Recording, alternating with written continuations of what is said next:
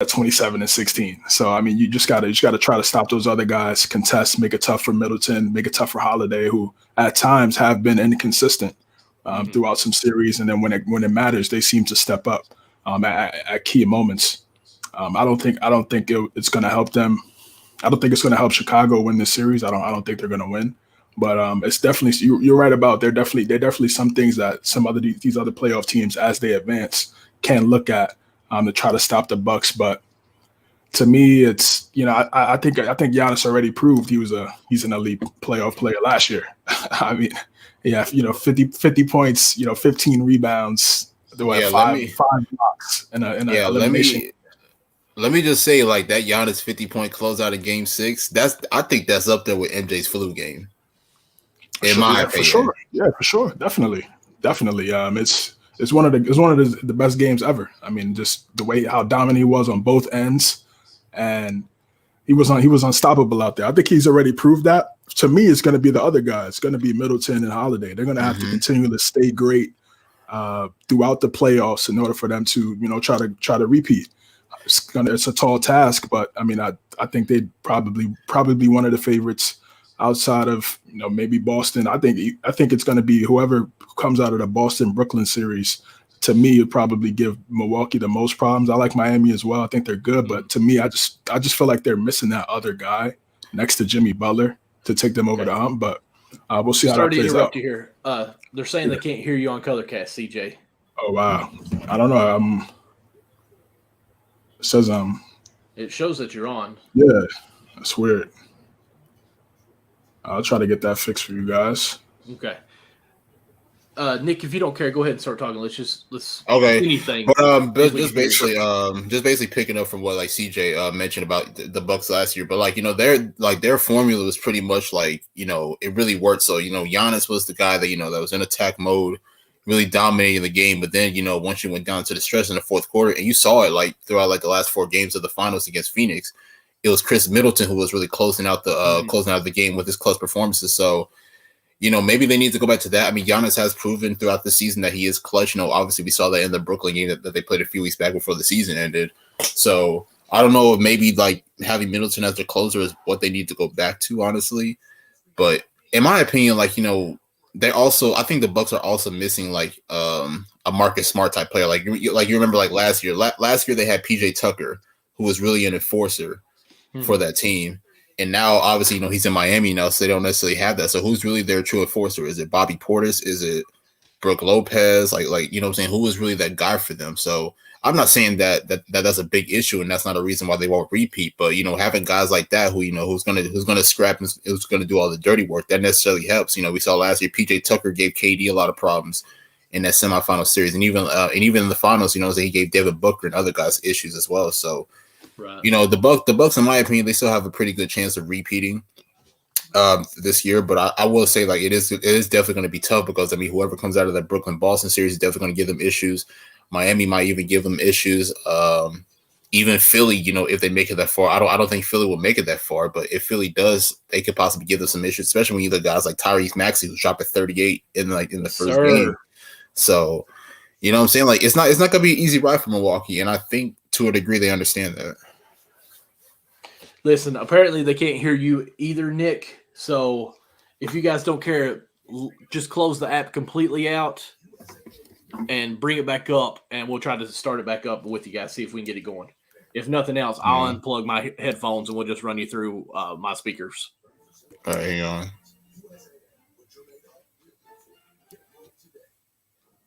Because that's no good. All right, Nick's out. Or I'm sorry, CJ's out. It says Nick's thinking. Come on, Nick. Where is it? Oh, here it is. Here we go. I'm going to send a speaker to you, CJ, instead of do caster this time. Maybe something with that. I don't know. How about now? Can you hear me now? See, it's purple around your circle there. It's like it's your speaker's going or your microphone's going. Can you hear me through there? You got us muted here now, CJ. Can you hear me on the color cast though?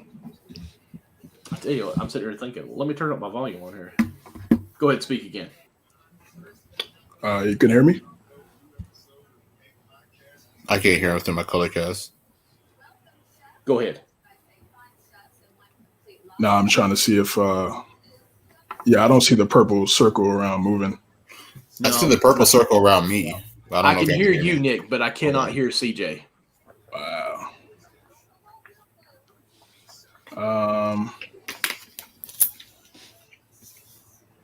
Let's try again. We're getting there, guys. Stay with us. Technical difficulty, just like yesterday in that Memphis game. Yo, that was crazy. Yeah. What happened? Like again, I have not seen a single game. So it was like the first quarter, and then like I don't know what happened. Like ESPN, it just started like making some crazy sound, and then it just like cut the game off. And then for like a good 30 minutes, it was the countdown crew that was calling the game, like Jalen Rose, Stephen A. Had to mute them, bro. Really? Stephen A was making me mad. I'm like, bro, I can't listen to y'all, bro. Can't do it, bro. I'm a good halftime, pregame, the whole game. Nah. Yeah. Like people were so happy when they heard Richard Jefferson's voice again. Because I don't know if you guys know this. I think you guys do. I don't like Stephen A. that much at all. Like, I literally, if I'm like watching ESPN, like they get up and then it switches over to First Take, I will literally turn my TV off because I do not want them to get the rating from me. I don't even like if I'm just doing something in the room, I don't want it to be like, oh, Stephen A. has a fan. No, I will turn it off or change something just to not help him. Do you all like him? I don't even think he does it great. I think he's a good analyst, but I think now, in my opinion, I don't know who's watching. There might be some people from ESPN watching. I don't know. But I feel like now it's more for like clickbait, like, for viewings, like, so like even for me, like, like I used to watch First Take a lot, but it's like they just recycle so many topics, like, oh, who's better, KD or LeBron or Giannis or KD, and it's like, bro, like there's so much going on in the NBA, like there's so much more to talk about, in my opinion. Like, let's talk about the Grizzlies, let's talk about the Timberwolves, like, like let's bring up these teams. Like the Lakers lost like 20 straight games, and they were still talking about the Lakers. Like, I don't want to hear about the Lakers. Like, I'm done. I'm done. It's even like that. Of course, I'm a Cowboys fan when it comes to the football part of it, but it's like the Cowboys lost again. Oh, my goodness. I can't believe what's worse with the Cowboys. I'm like, guys, I don't want to hear about the Cowboys. We shouldn't even be on here. But it's like that with the Lakers. It's like whatever is viewed most, I guess. And it makes sense, I guess, because – right now, if we were to do like a commentate, how you could do on Colorcast, watch a game and actually talk about it, if you did the LA Lakers, even though they were so bad this year, you would have a lot of people just watch it because it's the Lakers. So I feel like that's why they do it a lot. So I understand it. They got the viewers. But let's be honest. Right now, Booker is on the best team in the NBA by record. He should have been in more NBA talks as far as being at least in the MVP talks. So right? I'm gonna say this. Unfortunately, like politically, you're right. Whenever like a player has the best player in the league or the best record in the league, normally they are in those talks. If this was Golden State, Steph Curry would be MVP. It's tough to because this is my thing though. Like Booker's had a good year. I'm not gonna discredit Booker, but has he really stood out amongst other guys like Jokic, Embiid, Giannis, John Morant? Who else do you want to name? Luka. Like, what I'm saying? In my opinion, even though Booker's been that great, he hasn't stood out individually like those other guys. Nick is a Booker hater. I totally agree with this. I love Booker, man. Y'all are crazy. I love Booker. I was even I won't say beginning of the year, but first half of the year, I was saying that Chris Paul should be in the talks because his leadership and everything else is the way he facilitates and everything. He should be an MVP candidate. But when Chris Paul was hurt, they didn't miss anything. I mean, they lost a few more games, but I want to add you something. Like, out of those guys I named, Giannis, Jokic, Embiid, Luka, Ja, who has Devin Booker individually been better than those guys? Okay, out of those guys, I 100% agree with you, but 10 years ago, and I'm roughly throwing that out there. If Matt's watching this, he will like legit hit right on the year that I'm talking this about. That's how good he is with that. I can't do that. When Anthony Davis was playing for the Pelicans and they made the playoffs like the first time ever, Anthony Davis was the best player in the NBA. If you take him off of that team, they did not make the playoffs. He was the most valuable player on that team. But it didn't matter. I don't know who won it that year, but Anthony Davis. What year was that when they first made the playoffs? I think it was 2015. I think somewhere around there. In 2015, that was when Steph won it. Steph was by far the best player in the league. It wasn't even close. Matt right there says 2015. But I do think that Anthony Davis should have been in the talks because take him off that team was nothing. Well, no, here's the thing, though. Like, I agree with you, though. Like, Devin Booker has been a major impact for the Suns, especially when Chris Paul was out. Like, I think Devin Booker really helped elevate a lot of those guys like Cam Johnson, Cam Payne, Mikal Bridges, the rest of those guys. So Booker definitely does his part. But I don't know. It's like, maybe it's just me, but like he hasn't really individually, he hasn't really excited me. Like, you know what I'm saying? Like the other guys that I just mentioned. I'm just going to say this. I think it's a little that you're jealous, you're upset, you're maybe into it because Booker does excite me. And just the last time this person was on the show, I've always talked about Booker and how beautiful he is. And of course, right on cue, Amber comes into the Is this who I think it is? So, Amber, welcome back to the show that you created. We have missed you. The Queen has returned. You know what? Hold up. I've got to do something here. Like, hold up. I can't even. Goodness. You deserve up there. It is an honor to have you on here. So, how have you been doing? The OG. I'm busy, but good. Do you have Colorcast? I think I do. Can you hop on there so we can get you on the app so everyone can actually hear you on there as well? Okay. Let me see how that works. Okay. It's been a while, ain't it? It has been a while. Okay. Let's see. All right. Come on, phone. Yeah, I don't know. It's not letting me join you guys now. It's still, I tell you what, don't worry about it, Amber. I'm going to undo mine. And Nick, hop off with the speaker, and I'll just undo my Bluetooth, and we'll just go through the speaker on the computers. That way all four of us can all be heard on through here. Okay? Okay. All right. That sounds good. Okay. Let's see here.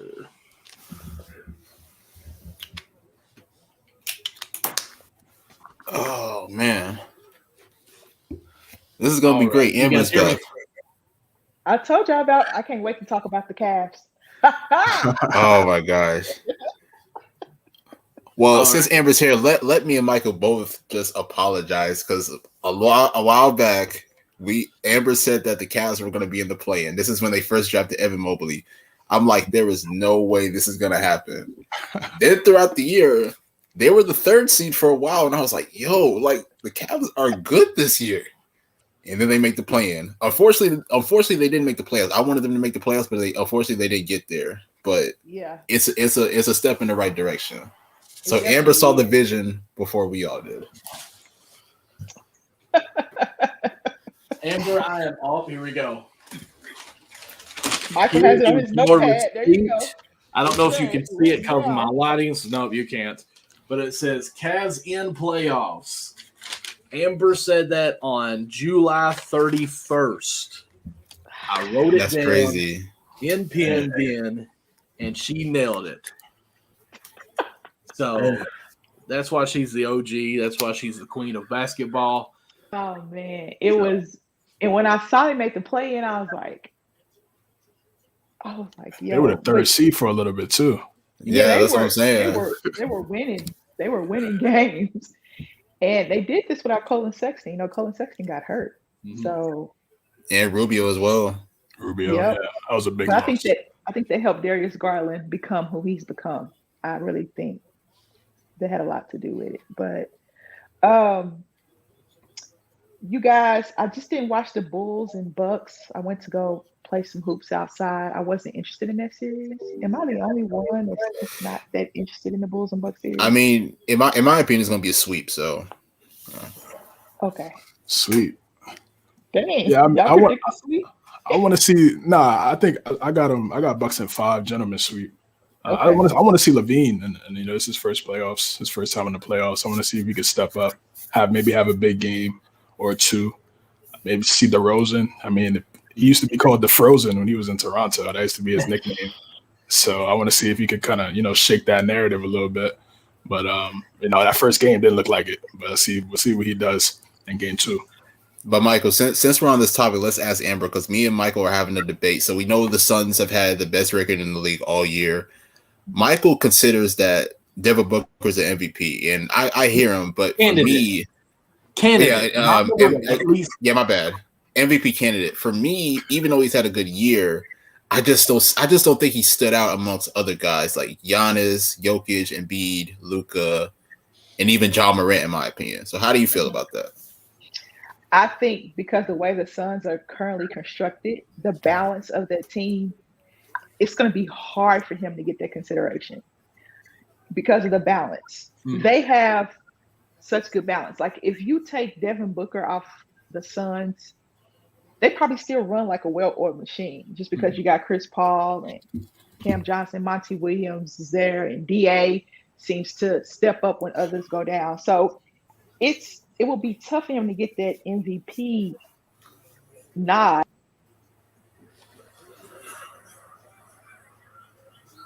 And when Oh shit! Can't hear you for a second there. You're muted. Oh shit! She muted herself. You're muted.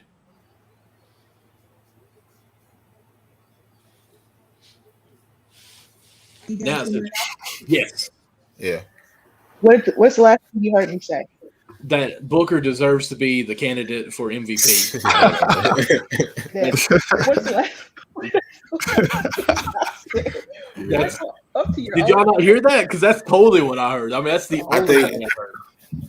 I did hear her say without Booker, the Suns could be used as like a well-oiled machine. Okay. Yeah, play like a well-oiled machine. Okay. That So that's needed where I like left off. WD-40 because it was like rusted up and couldn't move. But it's hard for him to be in that conversation when Joel is putting up the numbers he's putting up, Giannis, and then the Joker.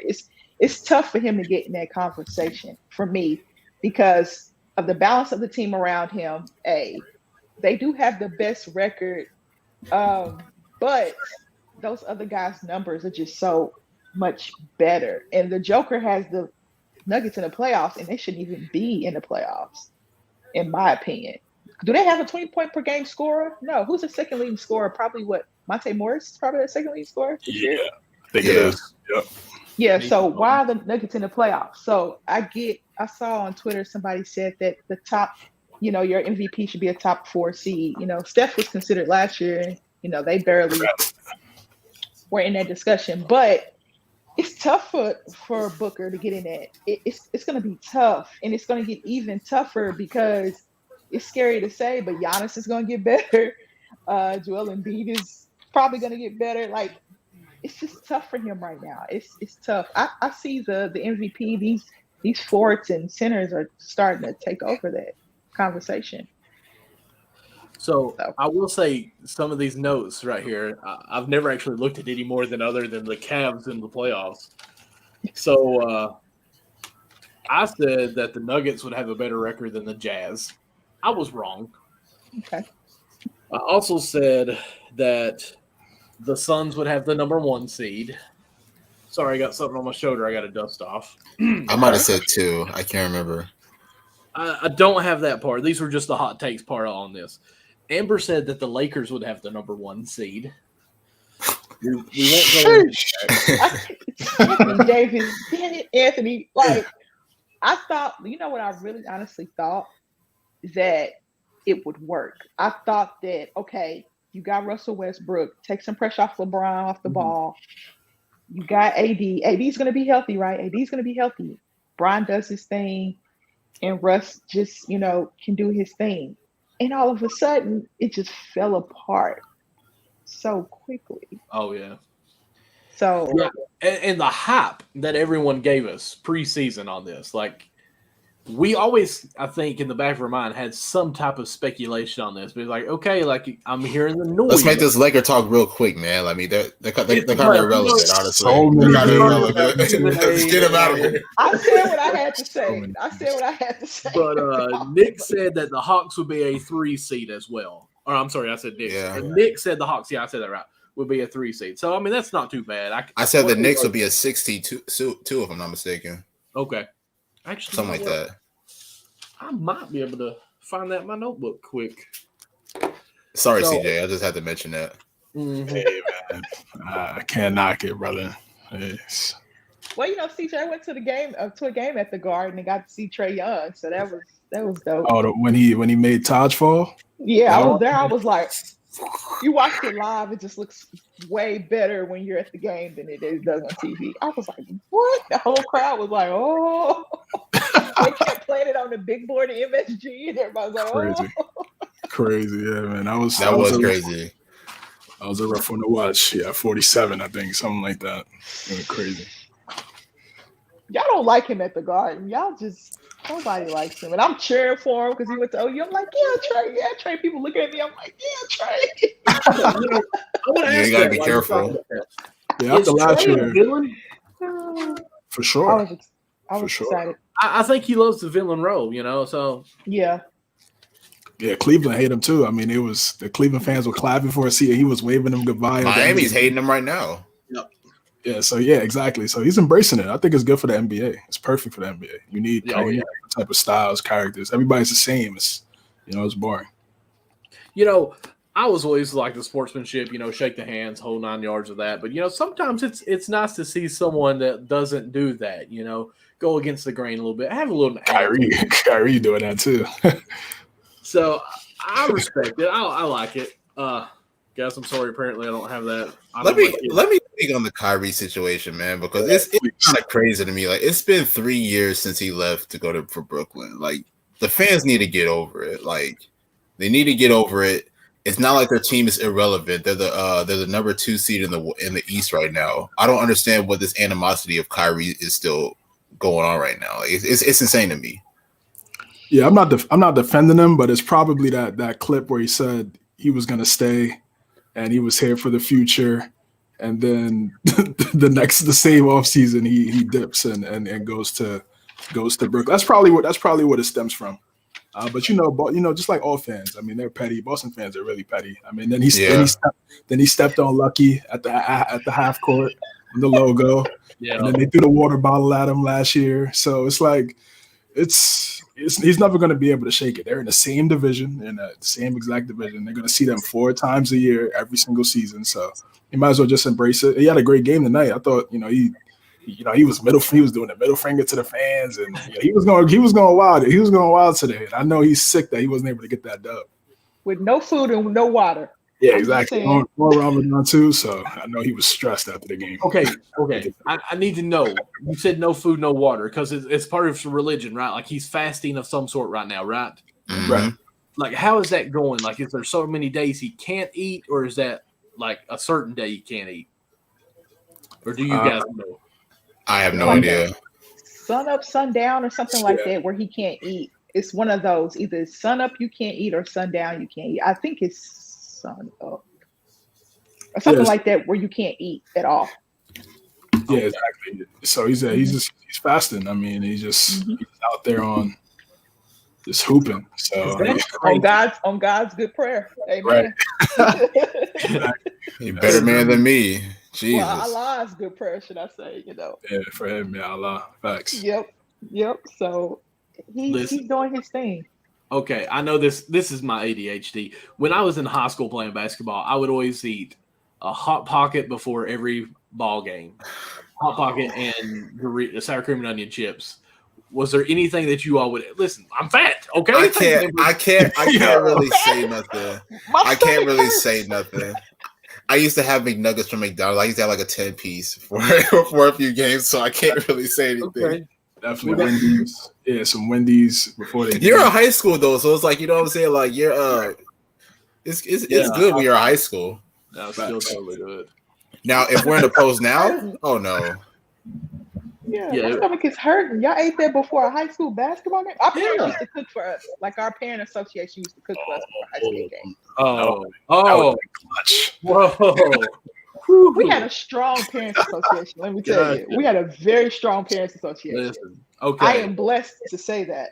I'm blessed to say that. We were lucky if you had like every parent actually show up and pick their kids up to go home after a ball game. Like, you know, that was us. Like, Now, Michael, that's rough. no, like, Rough. I mean, my parents, let me back up. My parents were phenomenal. My parents Okay. would actually, my college I went to that had a junior varsity college basketball team. I went and played 1 year there. Then I realized it was too much like work. After 1 year, I quit. Well, I didn't. Yeah. My dad actually would drive an hour and a half to the college just to watch me play. So, I mean, that's how my parents always were. Even when we'd travel like 2 hours away, he would still try to go and make the games if he could. My mom would come sometimes, but she could care less. She didn't even know what was really going on with the sports. I'm like, Mom, I'm in college. It's okay. You don't have to make my game. So my parents were 100% in my life and all that. But we had some parents that it was almost like, okay, you go play a sport. I've got a 2 to 3 hour babysitter that I don't even have to worry about my child. I mean, let's be honest. Did you all not run into any of that? Like, are we that bad here in my area? I'm thinking of like, myself in high school now. Like, man, our diet was just not good. Like, we used to literally lift weights and then we would eat on like Sour Patch Kids and stuff like that. Like, as we're like working out. So bad, yeah. Nutrition back then, Jeez, man. it was bad. It was bad. It was just young. You didn't care. I had a high metabolism though, so it was like, I would eat all day and just not gain any weight. Yeah, Or that makes anything. sense. I mean, but them ain't nothing like a home cooked meal before a game, fellas. Like, Yeah. Oh, definitely. Of course not. Yeah, it's not better than that. I mean, yeah. Now, of course, when I say before a game, it wasn't like 30 minutes before a game or anything. But I mean, like, I'd come home after school, 3 o'clock, eat whatever, my hot pocket, and be like, hey, it's game day, bag of chips. Well, not like a whole bag, but some chips, a whole bag. And then be like, all right, let's go up about 2 hours before the game. yeah. So, yeah. You didn't feel that running? Like when you was running, you didn't feel none of it? Y'all didn't feel none of that running? None of No. it? Girl, I still don't feel it. If I play right now, I can do that. Hey, if I want to get technical, I did drink water with those nuggets, so Oh, that might be why. I like the I did hydration. drink water. All that salt in you and get the hydration. I love it. Yeah. I love it. I just don't know.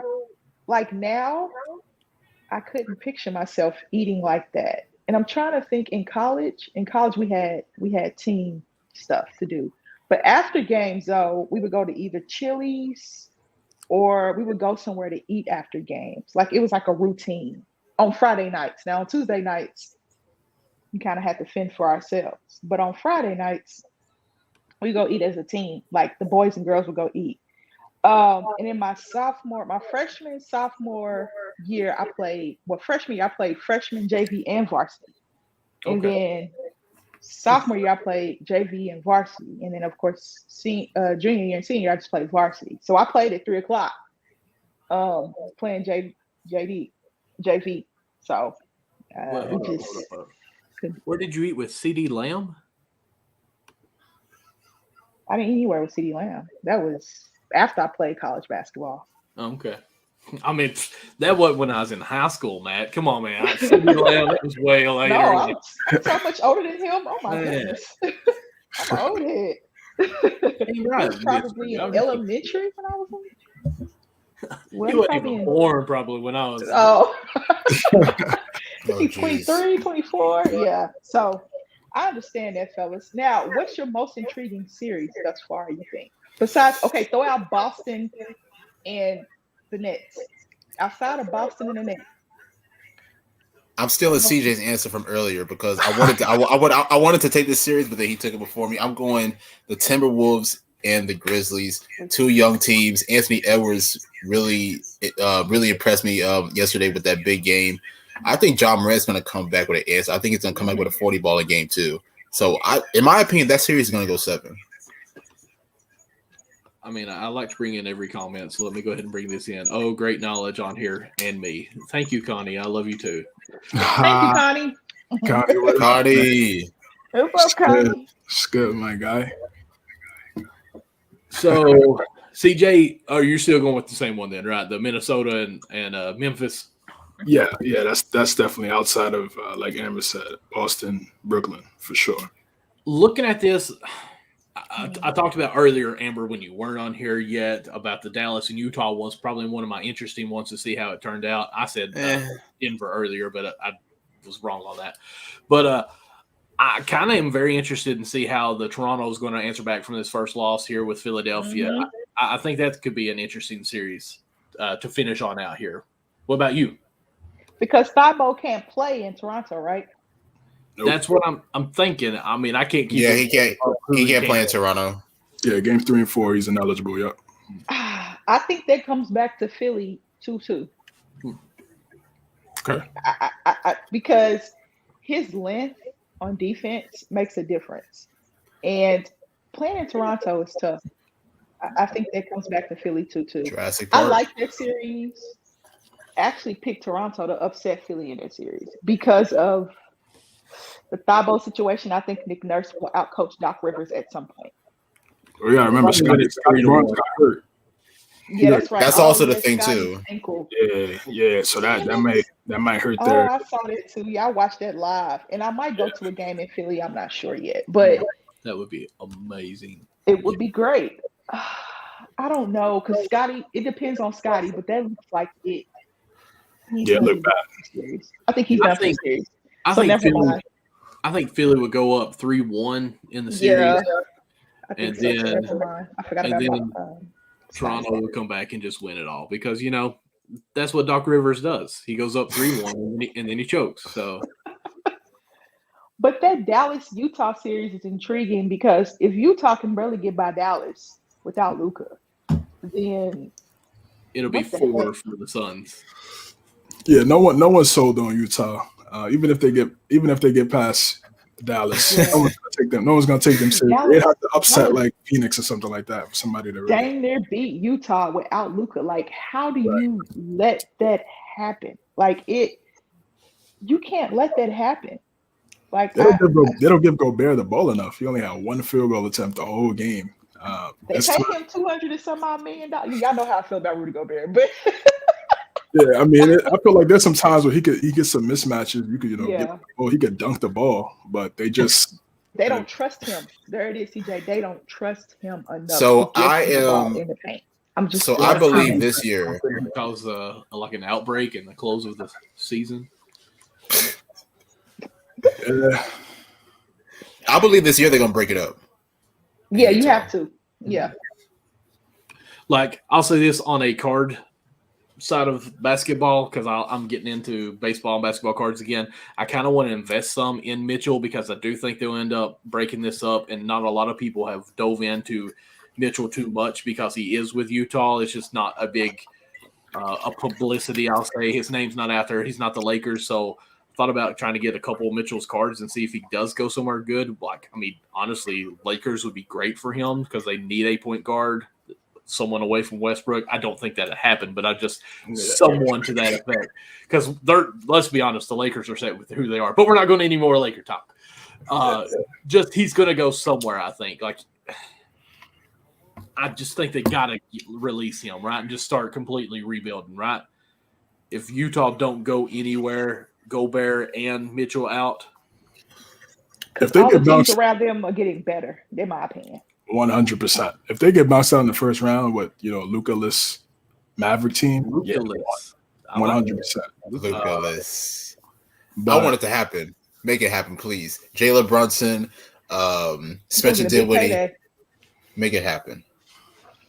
There's no reason why you should barely beat Dallas without Luka, right? Am I the only one that felt that way? Like, I was like, come No, on, I Utah. agree. Come on, Utah. And it's tough to win in Utah. Now, I will give you this. It will be tough to win in Utah. Mhm. And that strained calf, we heard that before, right, fellas? We talked about that. yeah. The strained calf. Uh-huh. Because the moment he tries to explode on that strained calf, what is going to happen? His Achilles is going to rupture. Yeah, that's nothing there. That's nothing to play with. Like you said, it's Yeah. KD, so not even. Yeah. So, what do you do? What do With you do if Dallas? you're Dallas? Yeah. Yeah, I mean, Yeah, it's tough. Like you said, like it's really that's really a tough injury, man. If he's not, I think you should just sit him. Honestly, I do too. and you don't have Tim Hardaway Jr. as well. He's been out with the foot injury pretty much the whole year. I mean, even if they were to get past Utah, I don't see that they're not going far. So it's just like you shut him down. It's unfortunate.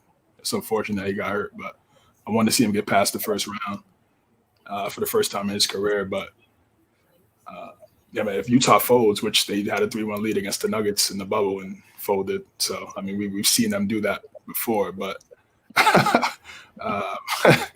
I will see what happens. We'll see what happens. But that's probably like my least favorite series. To me, I was almost me too. I was almost asleep watching that one, man. I'm not gonna lie.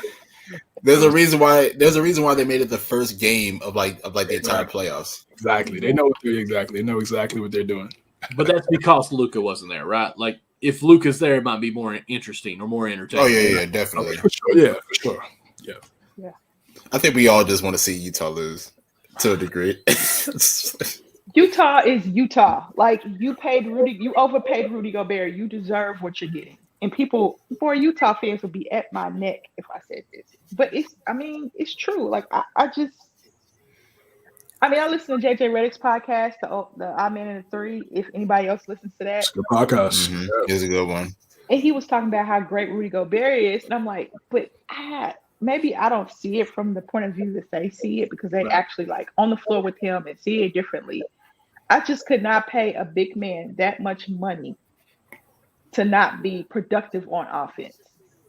Well, that's almost like the Suns that's coming back from halftime here shortly. You know, they haven't paid Ayton. Yeah. But he's productive on offense. Like he can actually he's productive. He's better than Gobert, you know, but they're hesitant to pay him because he is a big man. Like his footwork, if you watch his footwork, it's not the best. Ayton isn't, and I mean, I feel like that's almost why they're hesitant. Like some of the games that I have been able to watch, you know, he'll catch the ball and on his turnaround jump shot, which you would think he would just do like a drop step, you know, finish closer to the rim.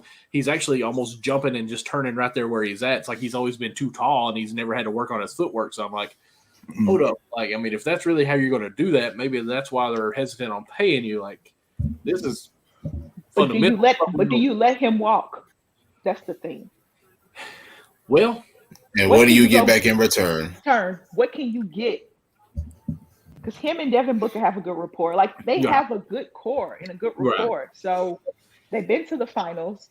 Yeah. And DA does his job. Like he's not going to get the max because he's not going to be eligible for a super max or whatever, or even a max because he hasn't made one of those teams, right? If I'm thinking. So Michael, would you want to see a DA Bam swap? Oh, that's a good one. Bubble Booker and Bam. That would be nice. Kentucky link.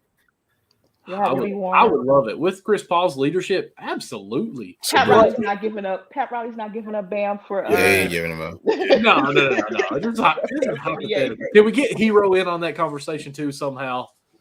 Obviously, Tyler Hero wouldn't even be considered. Or Duncan Robinson, he went bonkers. He went off today, yeah. Could you imagine Duncan Robinson in that free flow offense for Monty Williams with the way they move the ball? Nice. Yeah, he's a beat. He got paid. He kind of struggled a little bit this year, but he stepped up tonight for sure. If he can play like what he did today for the rest of the playoffs, this Heat team may be very, very dangerous. I mean, obviously they're the number 1 seed, but they may take that East. I'm going to say a lot easier than what people think if he can stay hot like that, I think. Miami's going to be a difficult out because they play defense. Yep. They're going to be a very difficult out. Because I don't know why Victor Oladipo was on the bench today. Do you guys know why? I did not get to watch the game. He just came back really about a week ago or so. And plus, you know, it's the playoffs now, so they're really tightening up their rotation, so that might be part of the reason. Yeah. But he's played the last 8 regular season games, right? He's played last. Yeah, like a 40 and he had a 40 ball. Yeah. Yeah. So I wonder why he can't get at least 15 minutes. He can give you 15, right? You would think so. So. Am I delusional? I mean, I'm not questioning Spo. I mean, Spo's great, But I would think he could give you 15 minutes, right? I don't know. Maybe he's just not showing in the practice. I'm assuming. Because I mean, they got Vincent out there, Strauss out there, they can play. They've stepped up all year. So, like Nick said, I mean, pretty sure Spo trusts those guys. And it's the first game too. Like, I mean, right. I don't know if you want to risk losing that first game at home just to get him some minutes when these other guys. They were blowing it. They were beating Atlanta by 30. Yeah. I mean, that is true. They don't need him. Again, I haven't watched the game, so I didn't realize they were up by 30. Ooh, here's some highlights from Kyrie. Wow. They should have won that game easily. They should have won. They should have won. Execution. I was so mad they lost. I'm not happy because KD struggled, and you know KD's not gonna struggle in game 2. So you're gonna have to figure that out. They're gonna have to figure that out. I think it's gonna be back and forth. It's gonna be back and forth. Man. It's two great teams. I just think defensively for the Nets, to me, I feel like they need Ben. They need Ben in order to win this series. They need the versatility. They need the defense. If he's not out there, Claxton played all right. He played well, but you know Horford could space the floor, and that's a problem. And when they load up on KD, when at the top of the perimeter, and they dump it down to Claxton, I'd rather have Ben in that position because he could play make and he could drive to the basket. So it's looking like he's might be ready to go. They say he's ramping up 5v5s and things like that. So if he's ready to go, that's a big addition to them. I know he hasn't had the conditioning. He's been out pretty much 12 months. He hasn't played since playing the Hawks. But if he could come back, I think that's a big addition for them. What you think? 20 minutes in the game would be good for him?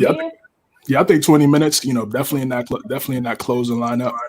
Once it gets close, you need him out there. But he has to knock down his free throws. That's obviously there's Achilles heel. He doesn't need to be a perimeter player, but those free throws, because Ime Udoka might just foul him before 2 minutes, and hack a Ben. So he's gonna have to knock down those free throws. Hopefully, he's been working out with Kyle Korver, assistant coach, and getting that right. I want to see Aldridge get some minutes because Aldridge can make those jumpers in the middle of the paint. He can rebound. He can stretch the floor too. What's up? It's just tough for him and Blake. Is just on the pick and roll liability. Yeah, but it's like it's a better lineup than having Kyrie, Seth Curry, and Bruce Brown in there. All three of them together, they're about 6'3" or a little bit shorter than that, compared to having guys on both sides: Tatum, Brown, Marcus Smart, Grant Williams. All big dudes. So there's a reason why they're going to get out rebounded, out muscled in the paint. Right. But KD, I can't let KD off the hook too because I can't let him off the hook. He only had 4 rebounds. I tweeted that too. I'm like, I need more than 4, bro. I mean, he's 7 feet tall. Like, come on. And he probably knows that though. Like he probably looked at it and was like, damn. Like he didn't care about the shooting numbers. He was like, damn, I didn't have enough rebounds. Because he usually rebounds pretty well. Yeah, Horford had like 20 and 15. Like, he had a lot of second chance points. If second chance points is going to be why they lose. I mean, if Horford's crashing the glass and getting easy layups and creating second options for the Celtics, it's going to be tough for them to win, regardless if KD or Kyrie go off. It's those little Jared Allen. Allen. They could have. I mean, what about Marcus Smart with over? I think he had 20 points today. Marcus Smart. Yeah. Brooklyn's defense is super inconsistent. Yeah, Smart played great. He made the play of the game. I mean, I know you didn't see the highlights, but he could have settled for a shot, but he stayed patient, gave it to Tatum off the cut. KD was ball watching, and they made him pay and got the layup for the dagger. And it was a great game. It really was. It was back and forth. They the Celtics made their run. Kyrie went ridiculous in the fourth. Yeah. And then just that those last 2 play, even the play before that, Brown after the timeout, Brown just babied, Kyrie to the paint, easy 2. You can't allow that. You can't that can't happen right there during that time. But yeah, it's gonna be. I gotta go in 7 games. I gotta go in 7 games either way. I gotta stick with my Brooklyn pick though. I mean, I'm a KD fan. I gotta stick. What's crazy is Boston's been great. Like since they made whatever kind of change they have, they've been great. But still, even when we talk about it, even though Brooklyn, I think, is a 7 seed, I still feel like Brooklyn is probably the favorite in this, and Boston is the underdog in the series. I just personally, I feel that way. I mean, I don't know how everybody else does, even though they've got the home court advantage and everything. Like, it's still KD and Kyrie and everyone else on that Monstar team that it's just, but they don't play the defense, and it shows a little bit on this game, I feel, from what hearing and just what I've just seen there. But I still feel like if Brooklyn were to lose this series, like it was a fail of a season, don't you all? Or am I just way out there? I wouldn't say that. I personally disagree because there's been a lot going on in Brooklyn this year. Obviously, with Kyrie, the vaccination situation, James Harden ends up heading out. KD missed a significant amount of time due to injuries, and then of course, during that time frame, Brooklyn lost like I think 12 straight at one point. So they were never really able to find like a true rhythm up until now. So now you're in a position now where when you're in the playoffs now, and it's like who do you really want in your rotation? Like it's kind of like now there's no LaMarcus Aldridge, there's no Blake Griffin. So I don't know what it is honestly, but in my opinion, if Brooklyn does end up losing this first round, I think you got to say Steve Nash got to be on the hot seat in my opinion. 100%. To me, I think it is a disappointment because those guys are healthy now. If it depends, let's see how this series plays. If they play bad, and they stink it up, KD and Kyrie throughout this series, and it's they struggle, then yeah, to me that's definitely a disappointment. But they're going out there balling, making plays, and they just they come up short because Boston has a better team around, a better all around team. Then it might be different. But I still think Steve Nash should be on the hot seat. It looks like they picked the wrong coach. I mean, Ime Udoka was just on that sideline last year. So again, he knows both of those guys, pretty well, and that's why it's going to be a tough matchup. That's why KD struggled tonight because he knows what to do. He pretty much copied that, what Milwaukee did to them in the semis, made it tough. Couldn't let him get to the spots. Chris Paul is just amazing. Can we just all agree on that real quick? I'm sure my TV is one a little of the best. Not that I'm like stealing TV or anything, but he just did that like little fake dribble pass thing. Come back to him, it's beautiful. He's toiling with the Pelicans right now. He's just playing with the Pelicans right now. Yeah, like he's basically street ball. Just like I'm gonna do whatever I want to. This is fun. This is PE. I'm out here playing against like whoever's got next, and I'm just doing whatever I want.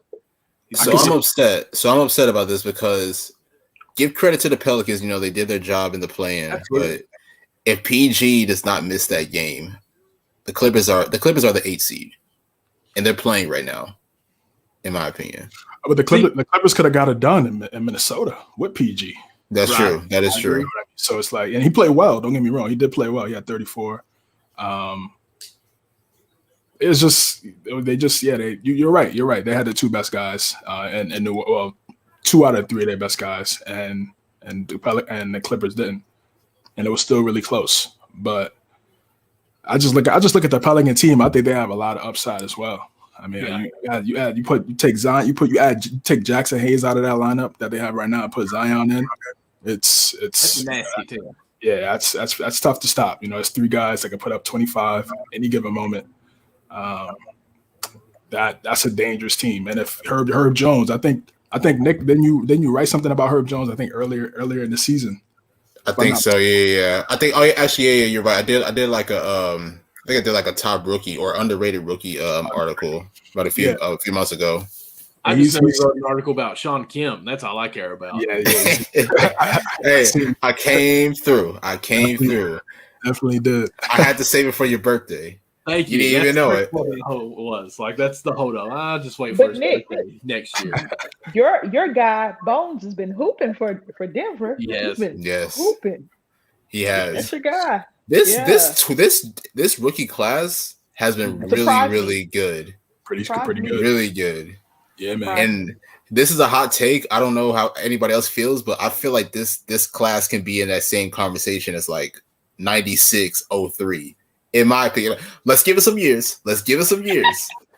But I think they could be there. Like when you look at Cade, you got Cade, Evan Mobley, Scotty Barnes, and even guys like Jalen Green, even Jalen Suggs to a degree. You know, I know that he hasn't really had like My boy Giddy. My boy I was Giddy. going to say, Oh, yeah, that Giddy. one, Giddy. yeah, the youngest triple double, I think. It could be. You're right.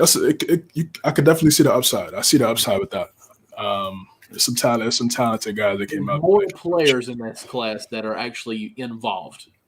You know, Yes. as far as rookies for sure. So that's nice to see.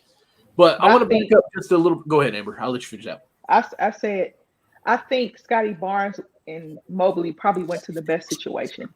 And then, Bones did too, of course, in Denver. But I think out of those top picks, I think that they went to the best situation.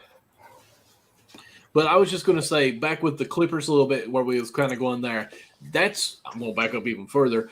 That's why I almost feel like Brooklyn, if they were to go out this round, has to be considered a disappointment because the Clippers were here. They've done everything. And even in some of our hoops chat we got going on, Corey was bad-mouthing how if the Clippers don't do good, which they didn't, with Leonard and Paul George, even though they've been hurt so much, like this has been a disaster for the 3 years they've been there. So you have to almost say that it's not worked out. So, I mean, this Brooklyn team, even though injuries, even though Fat James Harden showed back up again, he must have went with a Hot Pocket and a bag of chips before he started playing. Couple Hot Pockets and bags.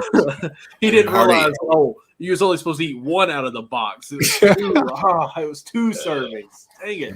But, I mean, you can't really make – I'm not trying to be mean on this, but you can't make excuses constantly for them. Like, what they have is what they have. And at the end, they're full strength minus Ben, I feel like this team is still going to be good with what they have. So, to me, I kind of like how, CJ, how you kind of put it, going back to that, was if they play the best that they can and they still lose, you can't say that it was a fail for them. Because, I mean, they did the best they could. They just weren't the best team. So, I like that. But I do think the Clippers are almost a fail this year too. But I almost think that shows. I don't know. So you think it's a failure? You say you think it's a failure?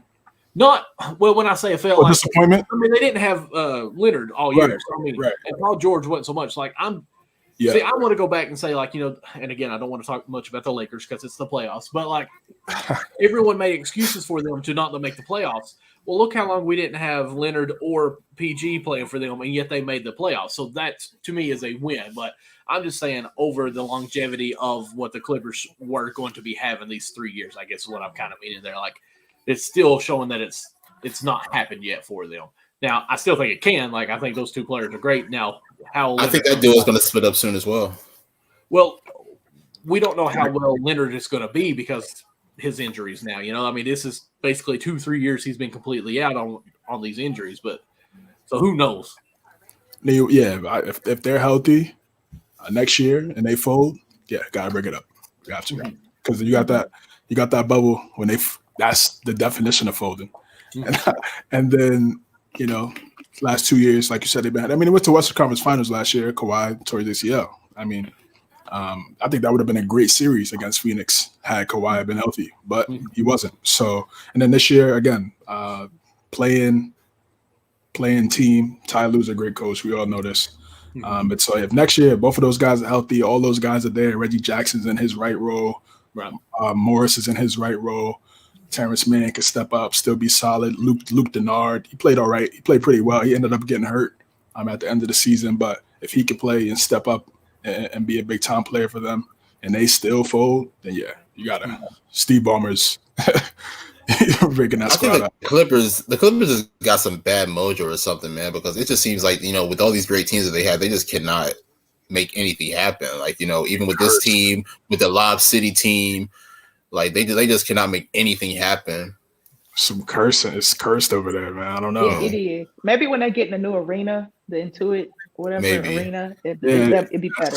Are they getting a new arena? I hadn't heard that because they just renamed it. Are they getting a new arena? Yeah, the Clippers are getting a new arena in like 2020. Yeah, like 2024, I think, or something like that. Yeah, you pass by it. I worked the Super Bowl. We work right next to where they're building it. So, she worked the Super Bowl, guys. I did. I'm working 14 hours a day. Well, 14, 15 hours a day. That's amazing. I envy you. That's awesome. Yeah, but I think this. That you can be like, this is my Super Bowl ring. I feel like this. The West, the league as a whole is getting younger and better. And these older teams are not, because this, you could say this next year. Say AD and LeBron are healthy, Kawhi and Paul George are healthy, right? Yeah. Memphis is going to be there. We agree? Yep. Dallas is going to be there. We agree? Denver is going to be there healthy and whole. We agree? Who else we got? Phoenix Even is gonna be there. yeah. I was New about to Orleans say is gonna be Minnesota. there. Yeah. Minnesota's going to be there. Yeah. Portland with Dame is probably going to be in that mix. So where do the Lakers? I don't know about Dame. I don't know. know. I don't know about I'm just Portland. saying, I'm just saying he can make some noise. I'm That just would Yeah, be yeah, the he's gonna get his. possibly, Right. okay. So you look at the top of the West right now. Golden State is going to be Golden State. Yeah. For sure. You Yeah. look Is at the Utah gonna be West, there? They probably will. They probably will. Dwayne Wade is You look turning at that you look place at all around. these teams that are You younger. is and turning then it around. you look at all these teams that are younger, and you say, okay, what does the older Lakers team fit in that? In retirement. It's a great point. Retirement, yeah. I mean, Oh, It's Michael. it's looking closer to that than anything good. I mean, they don't have any picks. Pelicans have their lottery pick for this year, and this is supposed to be a pretty solid draft. They don't have a pick till 2027. So, I mean, it's they gotta figure some things out. To me, first of all, they gotta figure out who's gonna be their head coach. Number one. That's who's gonna bite the bullet, be the scapegoat for everything that goes wrong. When they start off, if they start off, 0-5, 1-5, something like that. Who's gonna sit there and take all that heat? Because when you got a Laker team plus LeBron, everything else is heightened. That's like the double. It's the craziest duo when you talk about engagement on social media and all that type of stuff. LeBron and the Lakers, it's wild. So, I need who's to going ask to be Amber the head this though. coach? Yeah. I need to ask Amber this real quick. I mean, I know I hate that I want to be on this Laker talk because I really don't, but I want to ask her this real quick. So what do you think is next for Russell Westbrook, considering how bad of a season that he had? Because I don't think the Lakers really want him, but they can't really move him either because he doesn't really have a lot of value. He's getting paid like $47 million, I believe. So people don't want to pick up that contract. The big three? What? I think they run it back. I think they're gonna have to run it back unless some teams like, I'll pay him that. But that's all I can think of. Like I can't think of anything else unless like the organization knows something that I don't, or the league knows something I don't. I can't think of anything else they can do. I just think he was in his head this year. I just don't understand. I've never seen Russell play so bad. Yeah. Like I've Different never pressure, man. seen It's that. different. And the I biggest think he market had he's pressure on played him in in. OKC too when he didn't have KD. Like, can he win without KD? He had pressure on him in OKC too. I mean, That's true. but it's small market, big market. I know it's a difference, Yeah, but Lakers. it's the Lakers. Yeah, it's like playing for the Knicks, even though the Knicks aren't good. It's like Nah, it's bigger than that. It's bigger than that. Yeah. Lakers, like I said, Lakers and LeBron The Knicks are supposed to be good. Like, Whoa! Chill out. you gotta chill out with all that, Michael. You got to get rid of Julius Randle. You got to get rid of Julius Randle. I'm sorry. 1,000%. Can you move Julius Randle, CJ? And if you move Julius Randle, who would you want? Donovan Mitchell? I'm good on Mitchell, honestly. I want to see what we got with the young core, man. I really do. Really? Okay. Got some young guys. I mean, So you don't want to see that pairing of like a RJ Barrett, Donovan Mitchell. You don't think that would make some noise? With Quickly as your point guard? Oh, quickly, it'd probably be traded in that. Yeah. You probably send him to Utah. But for me, I want to see what we have with the young core. Tibbs is a dinosaur, so it's going to set us another year back. And He got to go too. I'm sorry. he's going to come back next year. Unfortunately, looks like Randall's going to come back next year. So this is another setback of a year. We're not going to be able to see what those young guys can be until both of those guys leave, and hopefully they don't make a crazy trade by then. But we don't really got to talk about. We don't really got to talk about the Knicks. I got to talk about the Knicks, man. Well, I think Cam Reddish can be special for somebody, but Yeah, if he can stay healthy, definitely. He has a Yeah. lot of upside. His upside is tremendous. But I will say the one thing about Westbrook, the key thing is he has the expiring. So he got 1 year left on that deal. So it's not like a team when if they trade for him, be tied for him for a multi years. That's why you see the Pacers, you see the Hornets, which I think is a bad fit. I think Charlotte is a bad fit. Oh yeah, Pacers, I don't like that. and even Pacers, really, him and Halliburton. I'm not really a fan of that either. But is Russ gonna want to go to a rebuilding roster? Does he have a no trade clause? I have no idea, honestly. I have no idea either. Yeah. Yeah, that'd be something we have to look into because if not, then I mean he has no choice. But if he does, so it's like I don't see how it's gonna work with those three guys. They're gonna have to, unless they bring in a coach that is schematically, offensively is really good. Who's out there like that? I don't know. Look, I mean, they had Jason Kidd right there, but they waited too long to give him the job, and Vogel winning the championship was the reason why Jason Kidd didn't end up becoming a head coach. So I don't know. I don't know how it's gonna work out with Russ. Okay, so Russ will be an unrestricted free agent after next season. So they might just let it run back next season. Yeah, you just run it back at that point. You run it back and you see what you can do. But I'm telling you, these teams in the West ain't going nowhere. Yeah. No. But is it a risk though? Because I mean, LeBron's going into year 20. You know what I'm saying? 20. So we don't know how many like prime years he has left. Yes. So it's like in this situation, it's like you want to put him in the best position to win. I don't know. You want it to be like those Kobe years when it was bad towards the end. They had young guys. But with that roster, with those teams I named in the West, like what do they do? Like, because they're not better. I'm sorry. It's just the way the roster is currently constructed. It's just very difficult. I can't believe we got baited into this Laker talk. It's so crazy. I'm sorry. I'm okay. Let's move on from Lakers. Let's talk about Minnesota. Okay, Nick. Remember, we were both like Minnesota's probably. You were like Minnesota's gonna be the worst team in the West. You remember that, Nick? Yeah, I said that. Yeah, I said that. I said they're not gonna be that bad. I don't think they're gonna be the worst team in the West. I wouldn't have predicted this because I think I didn't predict this at all. Big of a step, this big of a leap. But I think Minnesota has surprised a lot of us, and I'm happy that Pat Bev, got emotional because Minnesota hasn't won a meaningful, I guess you call it, game in forever. Like, it's good to celebrate, but they just did a little too much for me. Like, getting on top of the score table, throwing your jersey, like, nah. Like, I mean, it's good though. It's good for the franchise, you know what I'm saying? Because they haven't made the playoffs since like 2018, I believe. So it's good for the franchise that they made the playoffs, but for them to act like they actually just won it all, I can't ride with that. I'm sorry. It was a lot of emotions. Yeah, it's a lot of. Obviously, Pat Bev, they traded him. Yeah. To actually trade from the Clippers to Memphis, then to Minnesota. So he got even more motivation against the Grizzlies too. Right. I think he's a good player. You need that type of player. Back in 2013, I wasn't a fan because I feel like what he did to Russ was dirty. Yeah, like he was calling a timeout. You go after his knee, but after that. Being on the Clippers, he made some big time shots. He was a really good player for them, and he's bringing his experience to a young team, and I feel like they need that. Anthony Edwards is going to be special. I can see him being a top 10 player in the NBA very, very soon. Very soon. He has all the upside. He has all the potential to be excellent in the NBA, man. So he's progressed better than Wiggins was when Wiggins was younger, and that's why they're having more success. That's a fact. Yeah. That's a fact.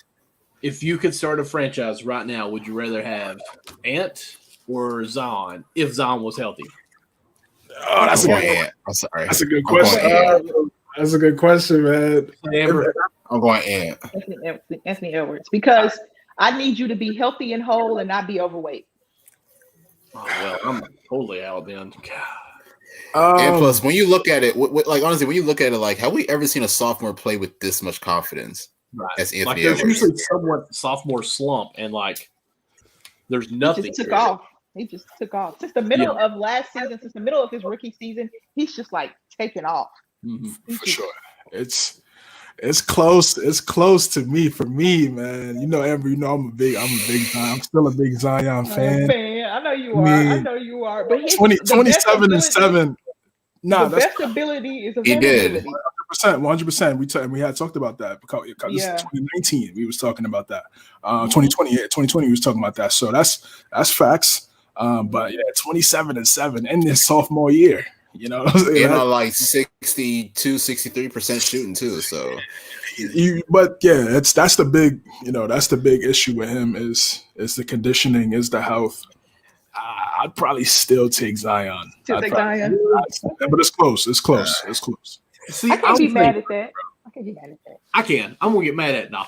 I just feel like Ant's attitude that he's just displayed in the past, I'll say, year. With his sophomore, a little bit of his freshman year there, just his demeanor, like if he's that dunk that he did, and I can't remember who it was, but I seen it on a commercial earlier. On Gabe Vincent? Yeah, against the Heat? Yeah. Let's on the Toronto dunk. Maybe I actually knew who it was. CJ. My bad. He also had a dunk against San Antonio too. But the one that it didn't count is what I'm talking about because it was a charge. But anyway.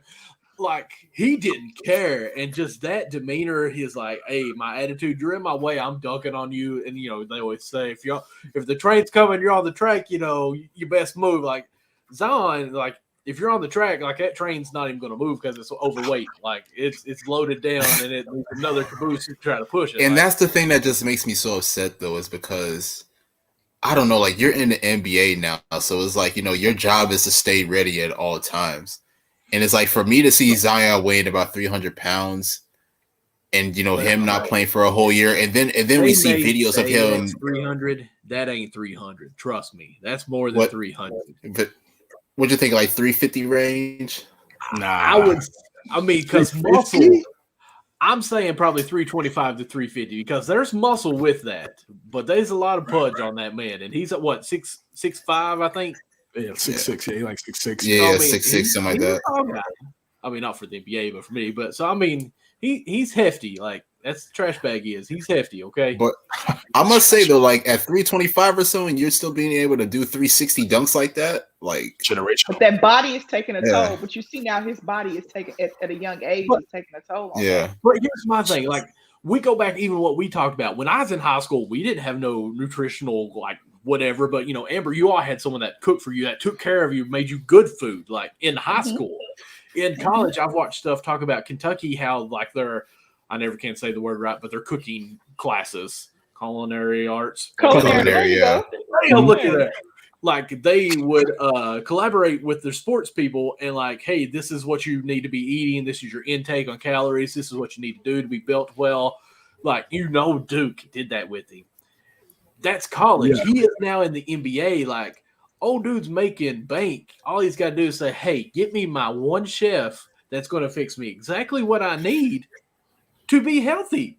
Like, but that chef is not going to stop you from calling Papa John's at 1 a.m. Like, hey, bro, let me get a large pep. Yeah, it's going to come. Yeah, right. It's going to come down to his work ethic. Really, those Taco Bell runs, man. I'm not Taco Bell.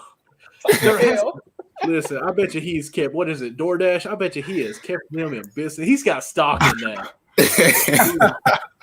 But you get free delivery. You have to pay the delivery fee. You don't have to pay none of that. You don't have to pay for none of it. But I feel like this. Dwayne Wade was talking about how getting a chef was the best decision he ever made.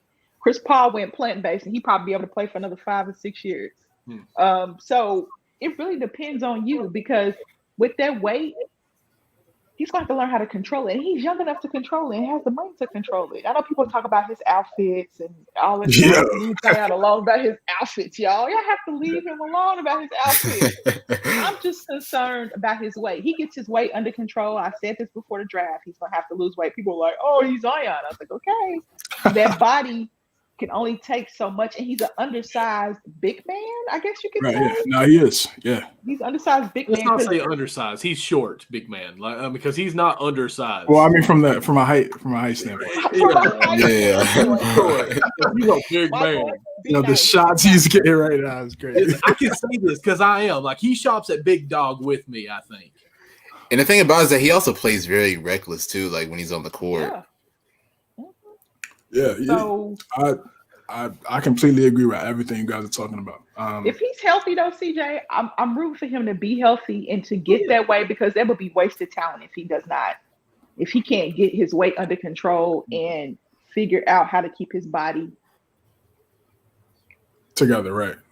Yeah, It's I wanna tough. see So I was having a conversation with somebody the other day about this though, because we were talking about how we don't think that there's enough vets in New Orleans that maybe holding him accountable of like, holding his weight and him staying ready. So we had a scenario of like, what if he was in Miami playing with Pat Riley? Like, what I'm saying?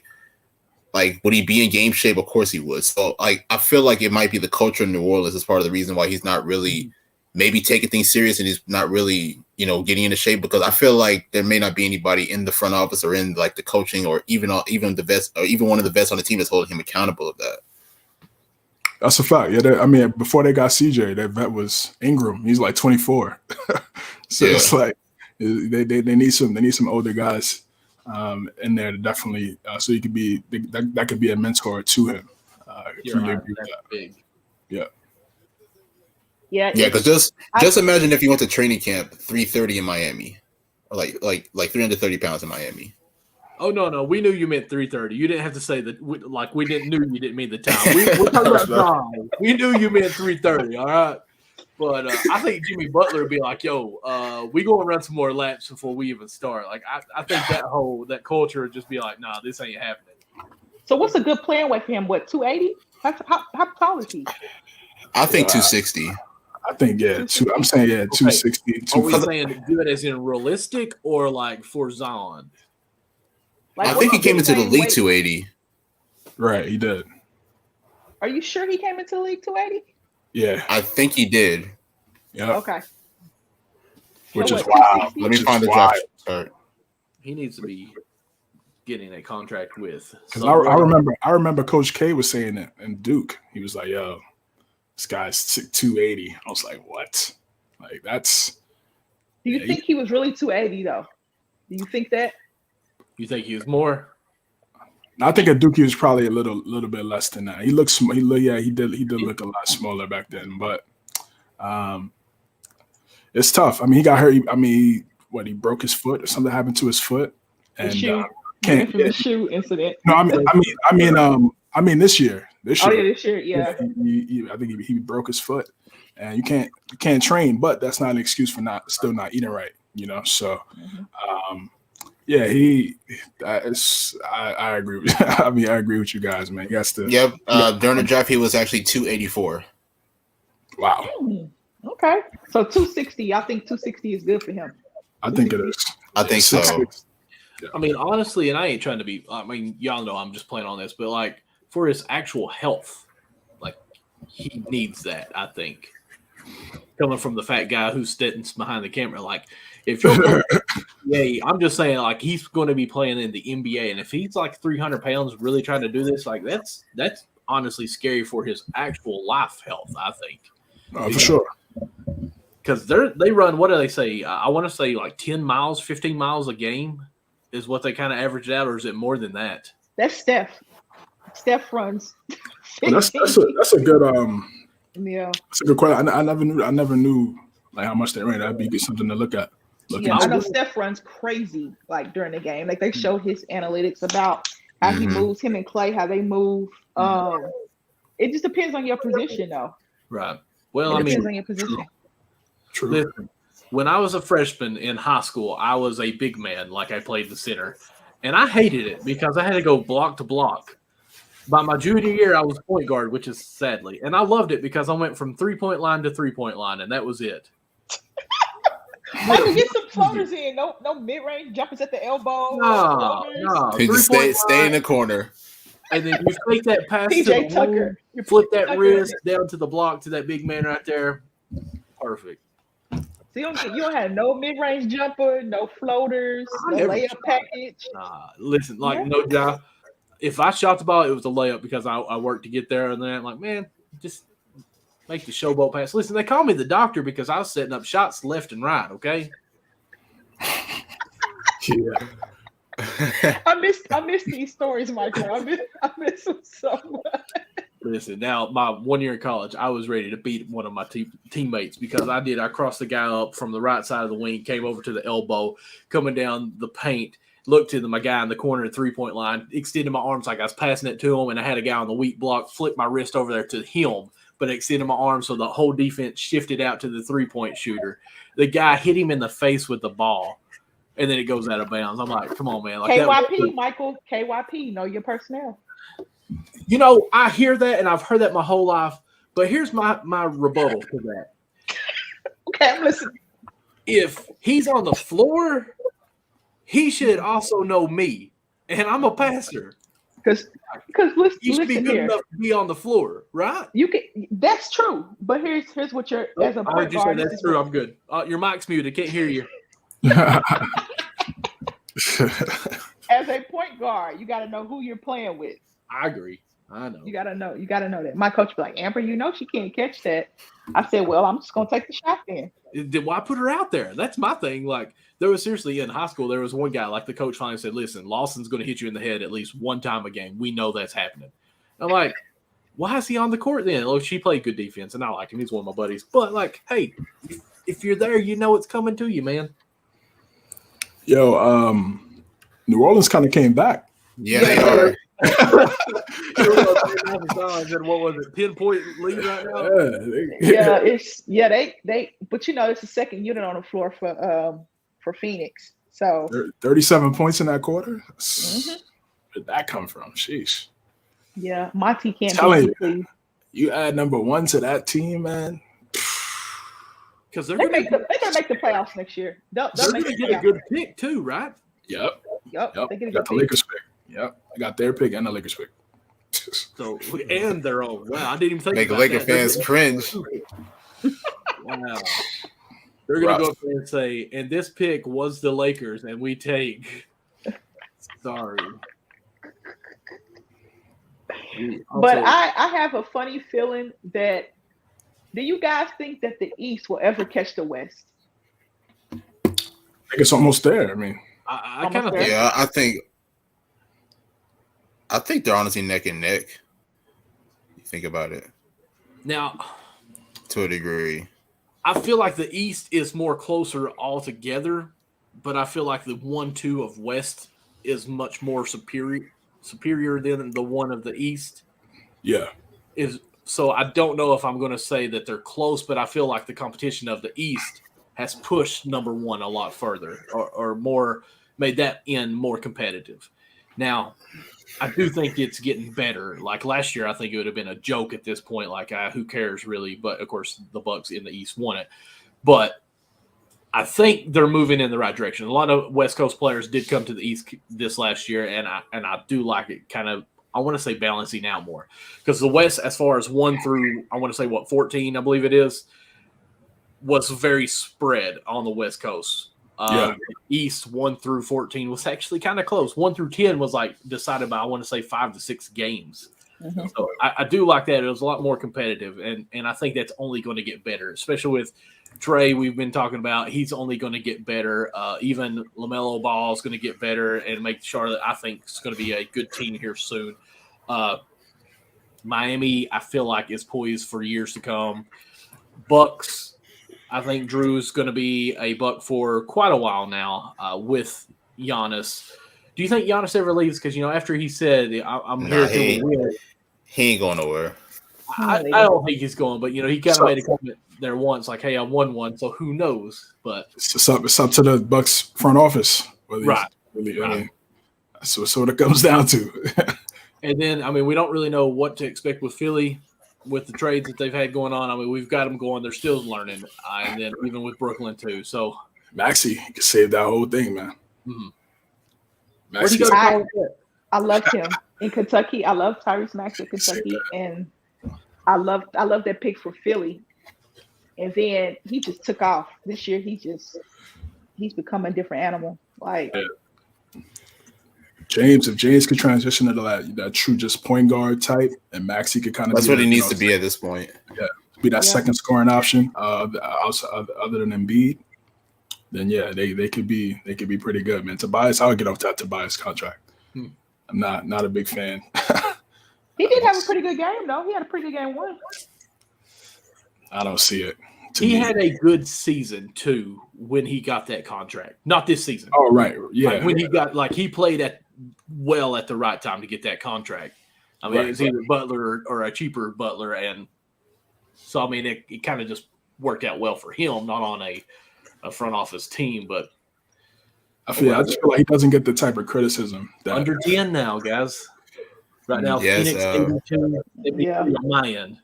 CJ and Chris Paul are exchanging blows because Brandon Ingram's on the bench. So Speaking of Brandon Ingram, Nick, on that paper, you did say he would win MVP. wow. Hey, Brandon Ingram? Yes. I did not say that. I know for a fact I did not say that. Super hot take. It says, Brandon Ingram was wilder- win That's wilder MVP. than my Cleveland making the play-in pick. That's a little bit Brandon wilder. Ingram. Well, I've got Brandon Ingram MVP, then it says 5 beside of it. So I say you're probably saying top 5 in MVP talks, maybe. I don't remember that either. I don't remember Brandon Ingram being on any list that I made. Well, And I love Brandon Ingram. Don't get me wrong, but I don't remember him being on any list that I made. maybe I just wrote it randomly. We'll just go with that. We'll go with it. Since you wrote me an article, you didn't say it. I made that up. All lies right there. What other Brandons are in the league? I might have made another Brandon. I'm trying to think of another Brandon. No, not Brandon Clark. No. No, I don't know. I can't think of nobody. Yeah. What were our hot takes? Who did we have for like MVP and stuff like? Ooh, CP is cooking right now. What hot takes? Other hot takes did we have besides that?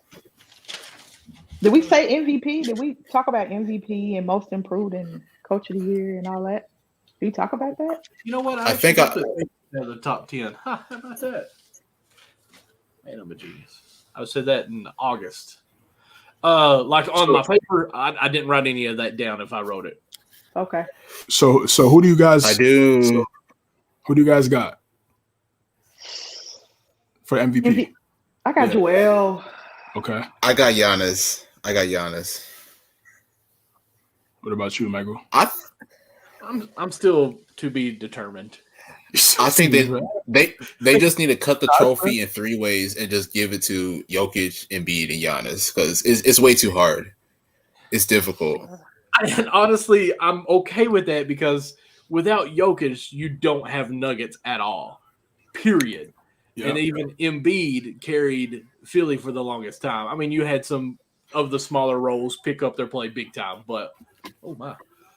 I feel like he's well deserving too. And then even Giannis, I mean, I was going to say he's a freak, but he's the Greek freak. So, I mean, It's almost It's like crazy. there's not a wrong answer, but whoever wins Yeah. it, there's going to be It's a not. debate. Yeah. like I I like enjoy that. this MVP race more than I think I have in probably the past 5 to 10 years, really. The year of the big man. The year of the big man. Right. It And is. Perry said that earlier on our chat and said the year of the big men, and I almost thought he meant like as a whole. I was like, it's kind of weird because the NBA is geared to guards now, but yet our MVPs the past 2 years have been the biggest men, really. So that's kind of neat because you're getting the rebounds and they're still playing like a guard-like mentality. I feel just as a big size. So I think it's great to see these big men play like guards. I love it. Yeah, I've been. So, Michael, who do you flip-flopping. think had a better? Michael, who do you think had a better year this year? Booker or DeMar DeRozan? Because DeRozan was. Well, I'm only asking that because DeRozan was in the lead as far as MVP contention throughout some part of this year. So I'm asking you because I know you believe that Booker is an MVP He candidate. needs to be in the talk. He has to be in the talk. It's only fair to talk about him to be in there, right?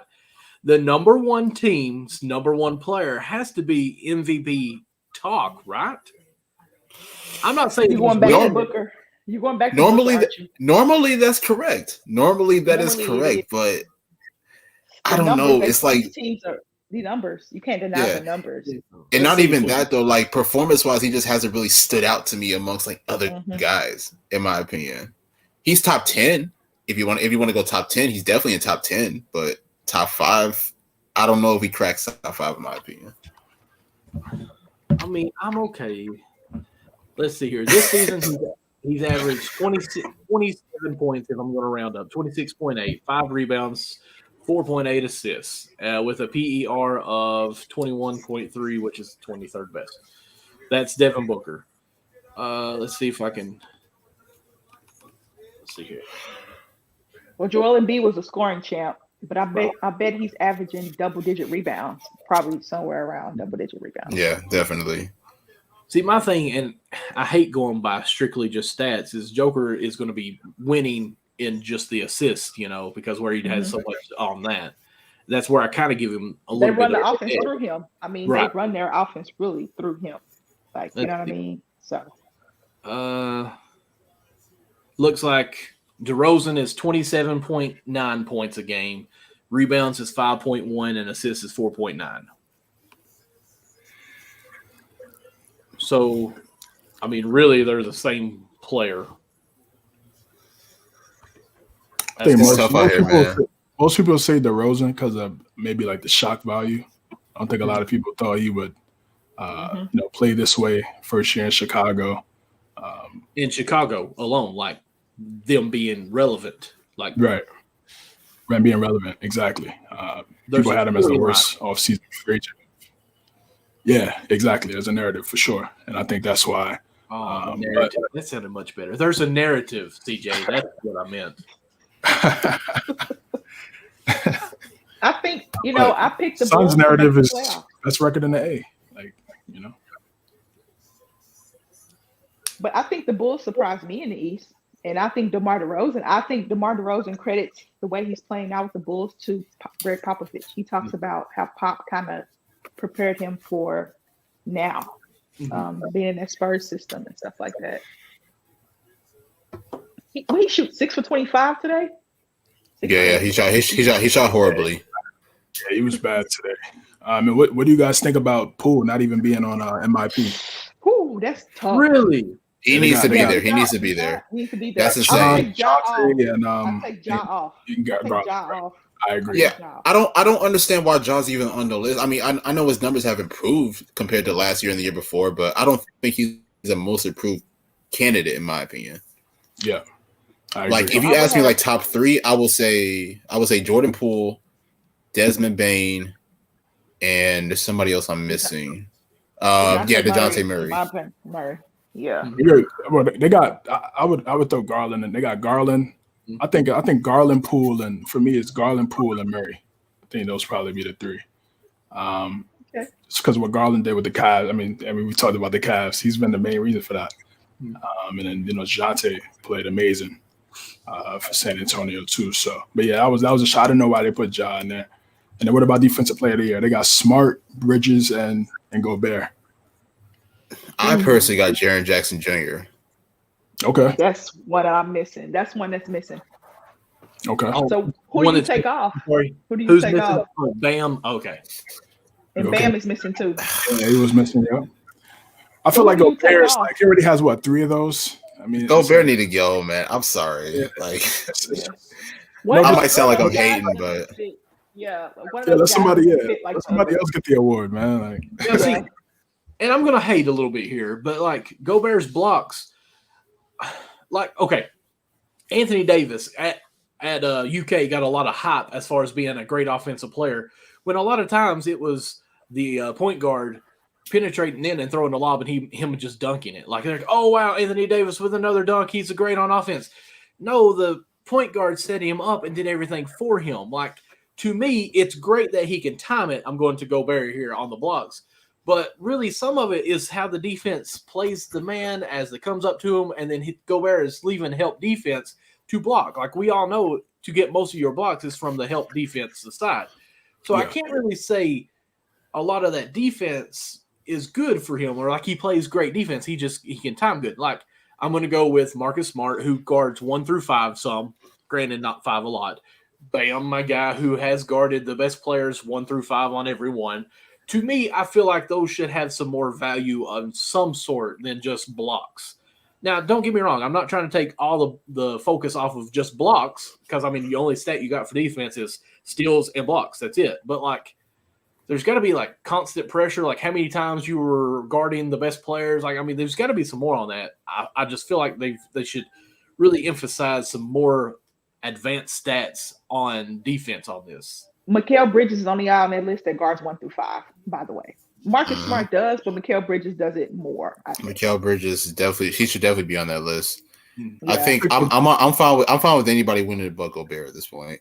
I don't even care. I just think for Gobert, he's a tradition, like you said. Well, we really hate Utah, don't we? Hey, Gobert, I just don't believe in that team, man. I'm sorry. Yeah, nah. He's traditional. That's what he's gonna say. He's like traditional because he cannot guard in space. I don't give a damn what a Utah fan tells me. He cannot guard in space like Bam can guard in space, or even Jaren Jackson Jr. can guard in space. He can't do it. Even Anthony Davis, Giannis to some degree. Joel Embiid is getting better in guarding in space. I can honestly say that he's progressing. But when I think of defensive player of the year, I've said this a lot. I'm thinking of a guy like a Marcus Smart or a Mikal Bridges or a Bam, like somebody that can switch. Even Miles Turner when he's healthy. Miles Turner is pretty good when he's healthy. A guarding, at least 3 through 5, whatever. But that's what I think of. You know what I mean? Because the NBA is now spread. They talked about that on JJ Redick's podcast. Like the NBA is spread out now. Mm-hmm. It is so much more different. You don't have those 2 big men, clogging up the paint. You can play some high-low. None of that. Everything is spread. So you will be put on an island at some point in a game a lot. And I think about my defensive player of the year being able to switch. Because I think the Phoenix Suns, when they put a certain lineup out there, they can switch 1 through 5. Mm-hmm. Pretty much. This depends on where Chris Paul is, maybe, or where Devin Booker is, maybe. But Mikal Bridges and Jay Crowder, really hold their own in that in those regards. Now, so Tucker as well. Yeah, it just Miami is great on defense because they can switch 1 through 5 pretty well. So, but when Spo goes to that zone, people cannot figure that out. I don't know. People think I hate Rudy Gobert. I don't hate Rudy Gobert. I don't hate anybody. But I think Draymond made great points when he was saying that when he thinks a defensive player here, he thinks 1 through 5. Because Draymond can do that too. He can get out and do that as well. So it's tough for Rudy Gobert, but I get it. He's a traditional. Well, he's not really a traditional big man. He's a traditional defensive big man. Right. Yeah, that's what I was saying. Yeah. Just a rim protector. I mean, that's and I'm not taking anything from him when I just say he's just a rim protector. But that's why Utah bounced first round last year, because he couldn't guard a guard last year on the pick and rolls and pick and switch that they did, and he was on an island. So I mean, you can't say the defensive player the defensive player of the year can't be the reason that you lost last year because he couldn't play defense against people. I just feel like that's the weirdest narrative that you would write out there. We lost because our defensive player of the year guy couldn't guard someone. It don't work. It's a fact. And then last thing for me too, like, what do you guys think about switching? That seems to be like a big topic right now. You look at the Hawks and that Cavs series, and LeVert was pretty much switching and leaving Markkanen on an island with Trey. To me, it's cringe when I see it, especially late in the game.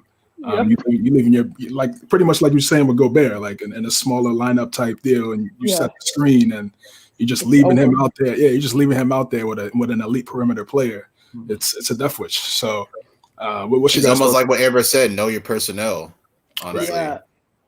But you can't take him off the floor because the rebounding, and he shoots pretty good from the free throw line. So it's like, if you're Quinn Snyder, like, damn, what do I do? Because I need rebounding, shot blocking, free throw shooting is pretty good.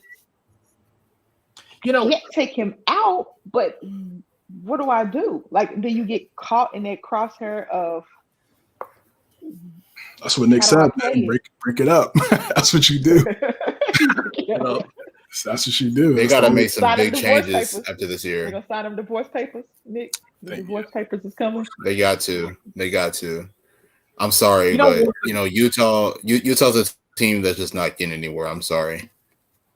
I've always wondered, and it could be just because they're so much better when you get to the NBA level, and I've never seen it or participated in anything like that. But like high school and college, like if you ever set a pick, sometimes our defense, more defensive minded, was you trap the ball handler, you just double team them right away instead of letting the offense bring another defender around and you just double team and go straight to the ball. That way you can't really have a good passing lane. The NBA, you never really see that. The big man don't hedge it and just totally commit to the ball handler a lot. It's always like, hey, we're either going to switch or go over the top. They used to hedge hard, but now guards have gotten so smart with the ball in their hands. It's difficult to hedge. You got to have a real, because I remember Kevin Garnett back in his Boston days. He used to hedge a lot. But we're talking about Kevin Garnett. But I'm just saying that hedge, even in college, if you watch college game has evolved. They don't even hedge like that in college anymore because the guards have gotten so good with the ball. And it's now you can't follow them. Yeah. And now the floor is spread. You got all that room to operate. What? Right. Like, you giving me this much room. It's all about spacing. Everything's about spacing. Like, I wish somebody would double team me at 34 years old. I can still make the right play. As long as my head is up, I'm gonna still make the right play. But the way the game is played now is too much spacing. So you just gonna get barbecue chicken, or you just something's gotta give because of the spacing. The spacing is immaculate now. Sucks. Yeah. Well, listen, guys, it is 11:30 my time. I think most of y'all are East Coast as well. We've been on for almost 2 hours now. Amber, thank you so much for joining here. I think we need to go ahead and start wrapping this up. Amber, by all means, you can join us anytime you want. Anytime. Go ahead, if you don't care, give your shout outs where everybody can follow you, what you're doing now, whatever you want to do. This time is yours to just tell us who you are again. It's been a while, ladies and gentlemen, and robots and everything in between. But I am Amber Vickers. You can follow me on Twitter at simplyme_AV. I work for NFL Films, so my time is very limited, but it was great to talk hoops with you guys. Yes, ma'am. I miss you guys so much, and I'm able to watch basketball now, so that's great. I miss you though. I miss talking hoops. It's just my schedule is just a little weird. Listen, let me tell you, it's really weird when I talk about how hot some of these guys are, and they're like, and you're not here. CJ and Nick is like, what's going on there? Yeah. I'm very I can say Michael, that. just cut that conversation. Just cut it completely. So you just look up, you make sure the game is on. You're just looking up at the game, making sure, Because when I saw, let me tell you this, guys, real quick. When I saw Devin Booker, when he walked past me at the Super Bowl, I said, whoa, first of all, he's tall. I said, I got to tell Michael. Like, I got to put it in the chat. I got to tell Michael Devin Booker just walked right past me with his lady friend. One of the Jenners? Kendall, Kyle, I don't know. I'm not going to act like I know, but it was Kendall. I mean, I have no idea for sure. I said, he is tall. We already know Michael's jealous. Yeah, Michael was, he was very well dressed. Michael, he was cool. He had his shades on. I was like, Michael would have loved. Michael, you probably would have passed out. You probably been like a groupie. You would have passed out. No. Anyways, CJ, let's hear from your stuff. Guard Up Podcast, The Hard Count, streaming every Tuesday, 9 p.m. Eastern, on USN, all the USN platforms, on social media, Count the Bucket, every Sunday at 9:30 p.m. Twitch, CJ versus the World. Nick. Dope. As you guys all know, follow me on Twitter at NickAndreATR. Check out Agua Andre Hoop Truthers. New episode is releasing tomorrow. Make sure to check that out. We have a playoff preview featuring the Hoopers Pod. And then, of course, always check us out here. Count the Bucket every Sunday night. Never miss a beat. And, of course, check us out on Twitter with Count Bucket USN. You can follow me, MD Lawson00, pretty much on any platform. Link in the bio for the link tree that has everything going on. I also have a show on Thursday nights, 9 p.m. Eastern time. It's backstop banter, everything to do with baseball with Anthony Conover, who's been in the chats, dogging me a few comments here of the knowledge and then me, but that's who he is. But guys, thank you all so much. And of course, follow us on all the podcasts that we've got them on all the platforms there. So Thank you all so much. Again, guys, thank you all for joining the show with us. And until next time, you all have a good day.